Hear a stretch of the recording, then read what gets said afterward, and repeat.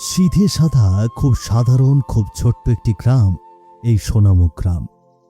বোলপুরের একটি প্রত্যন্ত এলাকায় গ্রামটি অবস্থিত হয়েছে বলে আধুনিকতার তেমন চাকচিক্য এখনো স্পর্শ করেনি এই গ্রামকে। চারপাশের ধানক্ষেত আর মাঝখানে বয়ে গিয়েছে একটি মেঠো পথ, যে পথ ধরে সকাল বিকেল হেঁটে চলে নানা রকম পথচারী। এই গ্রামের লোকেদের দূরে কোথাও যাওয়ার জন্য বাহন হিসেবে ব্যবহৃত হয় ভ্যান, রিক্সা ও সাইকেল। এই গ্রামের বেশিরভাগ ঘরই মাটির তৈরি। গ্রামটির ঠিক পাশেই একটি ছোট্ট রেল স্টেশন আছে, যেটি সকলের কাছে বোলপুর রেল স্টেশন নামেই পরিচিত। শহরে যাওয়া থেকে শুরু করে আশেপাশের সমস্ত গ্রামে এই ট্রেনের মাধ্যমেই চলাচল করে সোনামুখ গ্রামের লোকজন, যদিও শহরে খুব একটা যায় না এই গ্রামের মানুষেরা। সকাল সকাল ঘরের ভেতরে দাঁড়িয়ে দাঁড়িয়ে মায়ের সাথে তর্ক করছে মালিনী। বেশ কিছুদিন ধরেই কেমন যেন অদ্ভুত আচরণ শুরু করেছে সে। তার এই আকস্মিক পরিবর্তন কিছুতেই মেনে নিতে পারছে না তার মা রাধা। বছরখানেক আগে হঠাৎ করেই তার স্বামী কোথায় যেন হারিয়ে যায়। এক দুদিন সকলেই রাধার স্বামীকে খুঁজে বেড়ায়, কিন্তু কোথাও পাওয়া যায় না। তারপর থেকেই বৈধব্য জীবন পালন করছেন তিনি। একদিকে হঠাৎ করেই স্বামী হারানোর আঘাত, অন্যদিকে মেয়ের বদলে যাওয়া, সবকিছু মিলিয়ে যেন একটা ঘূর্ণিপাকের মধ্যে পড়ে গিয়েছেন তিনি, যা থেকে কিছুতেই তিনি বেরিয়ে আসতে পারছেন না। মালিনী, তুই কি বুঝতে পারছিস তুই যে ইদানিং বড্ড বেশি বেয়াদব হয়ে গিয়েছিস? তোর বাবা নেই, কোথায় তুই এখন আমার কষ্টের কথাটা বুঝবি, আমার পাশে পাশে থাকবি? তা না, উল্টে আমার জীবনটাকে তুই অতিষ্ঠ করে তুলেছিস। কেন রে মালিনী, কেন বল? আমি কি করব বলো মা? পাড়ায় বেরোতে পারি না কিছুতেই। যেখানেই যাই সেখানেই আমাকে শুনতে হয় যে আমি অপয়া, লগ্নভ্রষ্টা, আরও কত কি। আমাকে এগুলো কেন শুনতে হবে মা? আমি কি ইচ্ছে করে লগ্নভ্রষ্টা হয়েছি? একটা দুর্ঘটনা ঘটলে মানুষ নানা রকম কথা বলে, সব কথা কি কানে তুললে চলে মা? হুট করেই বাবা নাই হয়ে গেল। কোথায় গেল, কি হলো, আমরা কিছুই জানতে পারলাম না। আর এটা হওয়ার জন্য মোড়ল মশাইও তার ছেলের সাথে আমার বিয়ে ভেঙে দিলেন। এবার তুমিই বলো মা, এখানে আমার দোষটা কোথায়? দোষ আমাদের কারোরই নয় রে মা, দোষ হচ্ছে আমাদের এই পোড়া কপালের। এরপর আর কোনো কথা বলে না মালিনী। চুপচাপ গোমড়া মুখে একপাশে দাঁড়িয়ে থাকে সে। মিনিট পাঁচেক চুপ থেকে আবারও কথা বলে উঠল রাধা। ও মা, মারে, তুই একটু শান্ত থাক না মা, একটু ভদ্রভাবে চলাফেরা কর, একটু বাড়ির বাইরে কম যা। তোকে নিয়ে লোকে মন্দ কথা বললে যে আমার একটুও ভালো লাগে না। রাধার এই কথারও কোনো উত্তর দেয়নি মালিনী, তাই বাধ্য হয়েই নিজেও চুপ করে যায় রাধা। মালিনীর সাথে কথা শেষ করে গ্রামের মোড়ের মুদি দোকানটায় কিছু বাজার করার জন্য আসে রাধা। দোকানের সামনে আগে থেকেই দাঁড়িয়েছিল নগেন। নগেন হচ্ছে রাধার স্বামীর খুড়তুতো দাদা। আর দোকানের ভেতর হাসি হাসি মুখ করে দাঁড়িয়ে আছে রামু। রাধা দোকানের সামনে গিয়ে দাঁড়াতেই যেন রামুর সেই হাসি বেড়ে যায় আরো দ্বিগুণ হারে। ইদানিং রাধাকে দেখলেই গ্রামের মানুষজন একটু অন্যভাবে তাকায়, বিশেষ করে পুরুষেরা। বিষয়টা বুঝেও যেন না বোঝার ভান করে সে। কি ব্যাপার মালিনীর মা, তুমি এই সকালে এখানে? কিছু লাগবে নাকি? না, মানে আসলে দাদা, ঘরে রান্না করার মতো একটা চালের দানাও নেই, তাই কিছু চাল আর ডাল কিনতে এসেছিলাম।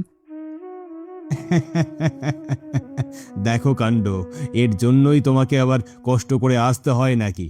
আমাকে একটা খবর দিলেই তো আমি সবকিছু বাড়িতে পাঠিয়ে দিতাম। নগেনের কথার কোনো উত্তর না দিয়ে রামুর সাথে কথা বলতে শুরু করলো রাধা। বলছিলাম যে রামু, আমায় 2 কিলো চাল আর 500 গ্রাম ডাল দাও তো ভাই। ঠিক আছে বৌদি, এক্ষুনি দিচ্ছি, একটু দাঁড়ান। দিচ্ছি মানে কি রে? আগে আমি এসেছি, আমার বাজার আগে দিবি, তারপর বাকিদের। রামু, তুমি দাদার বাজারগুলোই আগে দাও, আমি দাঁড়িয়ে আছি, কোনো সমস্যা নেই। ঠিক আছে, তাই দিচ্ছি। আচ্ছা বৌদি, দাদার আর কোনো খোঁজ পেলে না, তাই না? কি আশ্চর্য, তোর কি চোখে ন্যাবা হয়েছে রে রামু? দেখছিস না রাধা বিধবা সাজে আছে? ওর স্বামী ফিরে আসলে কি এমন সাজে থাকতো? তুমি এত রেগে যাচ্ছ কেন বলো তো নগেন দাদা? বলছিলাম যে রামু, আমার বাজারটা। এই নাও বৌদি, তোমার 2 কিলো চাল আর 500 ডাল। ধন্যবাদ ভাই, টাকাটা আমি 2 দিন বাদে এসে দিয়ে যাব, কেমন? আচ্ছা আচ্ছা, ঠিক আছে ঠিক আছে। এরপর রাধার চাল আর ডাল একটা ব্যাগে করে রাধাকে দিল রামু। এরপর দোকানের সামনে থেকে ব্যাগ হাতে করে চলে যায় রাধা। দোকানে তখনও দাঁড়িয়ে থাকে নগেন। আহারে বেচারি। হ্যাঁ হ্যাঁ, বেচারি বটে। 2 দিন বাদে এসে দিয়ে যাব করে আজ 2 মাস হতে চললো, টাকা দেওয়ার কোনো নামই নেই। বিকেল হলেই গ্রামের মেয়ে বউরা এসে হাজির হয় গ্রামের একমাত্র পুকুর ঘাটে। রাতের খাবার জল সংগ্রহ করবার জন্যই মূলত তারা এখানে আসে। আজও পুকুর ঘাটে এসে হাজির হয়েছে কল্যাণী ও মোহিনী। তারা দুজনেই রাধাদের প্রতিবেশী। জল ভর্তি কলস নিয়ে ঘাটে দাঁড়িয়ে দাঁড়িয়েই রাধা এবং মালিনীকে নিয়ে আলোচনা করছে তারা। কথা বলতে বলতেই কেমন একটা তাচ্ছিল্যের রেখা ভেসে উঠছে দুজনের মুখেই। শুনেছ কাকিমা, মালিনী কিছুদিন হলো বিয়ের জন্য একেবারে ক্ষেপে উঠেছে। সব নিয়ে মায়ের সাথে ঝগড়া করে। বলি তার করবে না, বিয়ে দেবে বলেও বিয়েটা তো আর দিল না। ওই মেয়ে কি আর ভালো থাকবে রে? কিন্তু হ্যাঁ রে মা, এসব কথা তোকে কে বলল? কি আবার বলবে, রোজ রোজ সকালবেলা মা আর মেয়ে এমন ঝগড়া বাঁধিয়ে দেয়, আমাদের বাড়ি থেকে তো সব শোনা যায়। বলিস কি রে, মা মেয়ে রোজ রোজ ঝগড়া করে?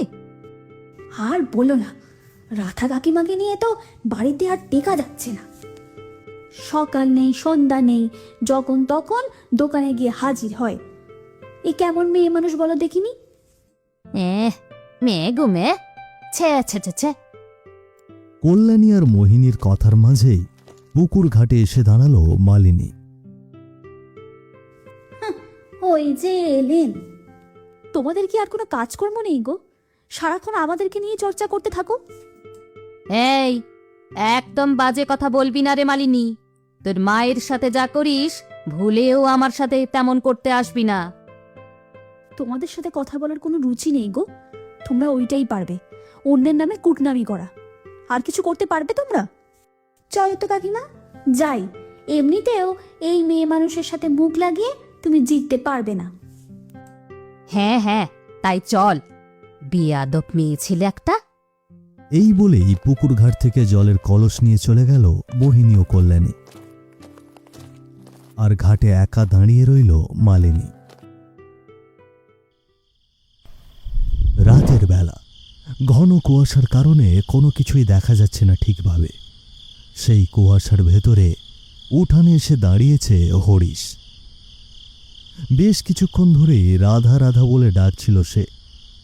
রাধা, রাধা, বাড়িতে আছো? রাধা, এই দেখো আমি এসেছি। হরিশ, আমি হরিশ বলছি রাধা। মিনিট 5 ধরে ডাকাডাকির পর ঘর থেকে বেরিয়ে উঠানে এসে দাঁড়ালো রাধা। রাধার সাথে সাথেই উঠানে এসে দাঁড়িয়েছে মালিনীও। পুরো 1 বছর পর আকস্মিক বাড়ির উঠানে হরিশকে দাঁড়িয়ে থাকতে দেখে স্থবির হয়ে গিয়েছে রাধা। কিন্তু হরিশকে দেখে যেন কোনোভাবেই খুশি হতে পারল না মালিনী। এ কি? তুমি এখানে কি করে এলে? হ্যাঁ, আমি তোর বাবা। আমাকে চিনতে কোথাও ভুল হচ্ছে না তো মালিনী? তুমি এখানে কি করে এলে? আমাকে দেখে তুই দেখি এই শীতেও দরদর করে ঘামছিস। হরিশ আর মালিনীর কথার কিছুই বুঝতে পারছে না রাধা। অবাক হয়ে দুজনের কথা শুনছে সে। হ্যাঁ, এতদিন পর তুমি কোথা থেকে এলে গো? আর তোমরা এসব কি বলছো? আমি যে কিছুই বুঝতে পারছি না। আর তাছাড়া তোমার শরীরে এসব কিসের দাগ? বলছি রাধা, তোমাকে আমি সব কথাই পরিষ্কার করে বলছি। মা, তুমি কিছুতেই ওনার কথা বিশ্বাস করো না। আমার মনে হচ্ছে হে একটা অতৃপ্ত আত্মা যে আমার বাবার রূপ ধারণ করে এসেছে। তুই একদম ঠিক বলেছিস মালিনী, আমি সত্যিই একটা অতৃপ্ত আত্মা। কিন্তু আমি অন্য কেউ নয়, আমি হরিশ, যাকে তুই আর তোর প্রেমিক মেরে স্টেশনে ফেলে রেখেছিলি 1 বছর আগে। মানে মানে এসব তুমি কি বলছো গো?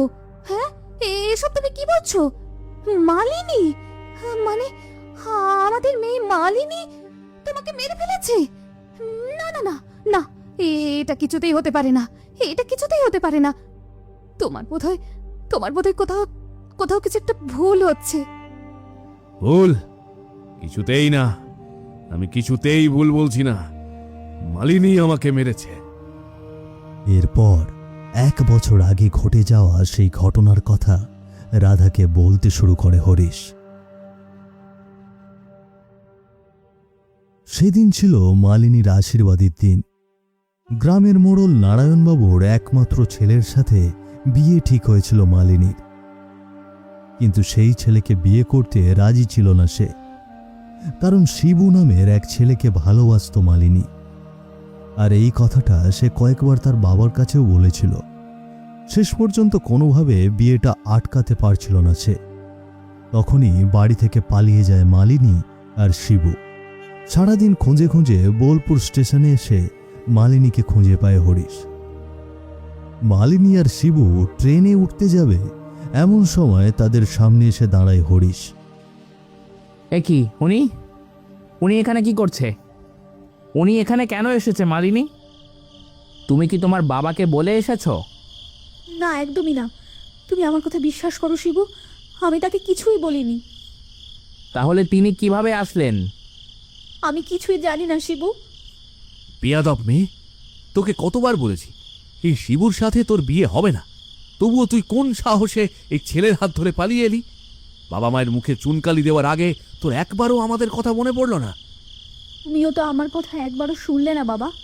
আমি তো তোমাকে অনেকবার বলেছিলাম যে আমি শিবুকে ভালোবাসি আর আমি ওকেই বিয়ে করতে চাই। শিবু ভালো ছেলে নয়, তোকে আর কতবার বলবো? মালিনী, তুমি কি এখানে দাঁড়িয়ে দাঁড়িয়ে ওই লোকটার সাথে কথা বলেই যাবে যে তোমার ভালোবাসা তোমার থেকে দূরে সরিয়ে দিতে চায়, নাকি আমার সাথে যাবে? আমি তোমার সাথে যাব শিবু। তাহলে আর 1 মুহূর্তও দেরি করো না, চলে এসো ট্রেনে। ট্রেনটা কিন্তু এখনই ছেড়ে দেবে। খবরদার মালিনী, এই ভুল করিস না। শিবুর সাথে যাস না মা, চলে আয়, চলে আয়। এই বলে মালিনীকে বাধা দিতে যাবে, এমন সময় হরিশকে ট্রেনের নিচে ধাক্কা দিয়ে সেখান থেকে দৌড়ে পালায় শিবু ও মালিনী। কথাগুলো বলতে বলতেই কেঁদে উঠল হরিশ। হরিশের মুখে কথাগুলো শুনে কাঁদতে শুরু করল রাধা। আর রাধার পাশে চুপচাপ দাঁড়িয়ে আছে মালিনী। বাবার ওপর সেদিন কত বড় অন্যায় করেছিল সে, সেটা সেদিনই বুঝতে পেরেছিল মালিনী। কারণ তাকে বিয়ে করার প্রতিশ্রুতি দিলেও তাকে আর বিয়ে করেনি শিবু। 2 দিন বাদে সেই স্টেশনের সামনেই মালিনীকে রেখে চলে গিয়েছিল শিবু। ছি মালিনী, ছি! এতদিন শুনেছি মেয়েরা নাকি বাবার জন্য পারলে জীবনটাও দিয়ে দেয়। আর তুই তুই কি করলি? এখানে তো তুই নিজেই তোর নিজের বাবার জীবন কেড়ে নিলি। কেন করেছিলি মালিনী? কেন করেছিলি? আমি আজ মালিনীর করা সেই অপরাধের শাস্তি দিতেই এখানে ফিরে এসেছি রাধা। এত কিছুর পরও এই মেয়ে শুধরায়নি। দিনের পর দিন সে তোমার সাথে নানান ধরনের অসৎ আচরণ করেই গিয়েছে, আর তাই আজ আমি এসেছি তাকে শেষ করতে। এতক্ষণ ধরে চুপচাপ দাঁড়িয়েছিল মালিনী। বাবার মুখে এসব কথা শুনে নিজেকে আর নিয়ন্ত্রণ করতে পারল না সে। হাউ মাউ করে কেঁদে উঠল সে। তুমি আমাকে ক্ষমা করে দাও বাবা, আমি বুঝতে পারিনি যে এইরকম কিছু হয়ে যাবে। আমাকে তুমি ক্ষমা করে দাও, আমি ইচ্ছে করে কিছু করিনি। তোর কোনো ক্ষমা নেই মালিনী। এতদিন ধরে তোর সমস্ত কর্মকাণ্ড দেখেছি আমি। অনেক সুযোগ পেয়েছিস, আর না। আমি এতদিন নিজের মধ্যেই নিজে মরেছি। সব সময় তোমার কথাই আমার মাথার মধ্যে ঘুরতো। আমি নিজেকে কিছুতেই ক্ষমা করতে পারছিলাম না, তাই তোমার কথাই সবসময় মাথার মধ্যে ঘুরতো আর আমি খিটখিটে হয়ে থাকতাম। আমাকে ক্ষমা করে দাও বাবা, আমি ভুল করেছি। তোকে অনেকবার বলেছিলাম মালিনী, শিবু ভালো ছেলে না। শিবু ভালো ছেলে হলে আমি নিশ্চয়ই তোর সাথে তার বিয়ে দিতাম, কিন্তু তুই আমার কোনো কথাই শুনিসনি। আমি সেই দিনে বুঝতে পেরেছিলাম বাবা, শিবু কতটা খারাপ ছেলে, কিন্তু তখন যে আমার কিছুই করার ছিল না। আমি ভুল না, পাপ করেছি। আমাকে তুমি মারো বাবা, আমাকে তুমি মেরে ফেলো। মালিনীর কথায় ক্ষিপ্ত হয়ে তার সামনে গিয়ে দাঁড়ালো হরিশ। তার হাত লম্বা করে মালিনীর গলা চেপে ধরতে যাবে, এমন সময় মালিনীর পাশে গিয়ে দাঁড়ালো রাধা। ওগো, ওগো, ক্ষমা করে দাও গো, ক্ষমা করে দাও। মেয়েটাকে তুমি ক্ষমা করে দাও। ভুল করেছে, সেই ভুলের শাস্তিও পেয়েছে, আর আর এমন কিছু করবে না কখনো। তুমি ওকে ক্ষমা করো গো, তুমি ওকে ক্ষমা করো। আমি তোমার অনেক খারাপ মেয়ে বাবা, তুমি আমাকে ক্ষমা করো না, একদম ক্ষমা করো না তুমি আমায়।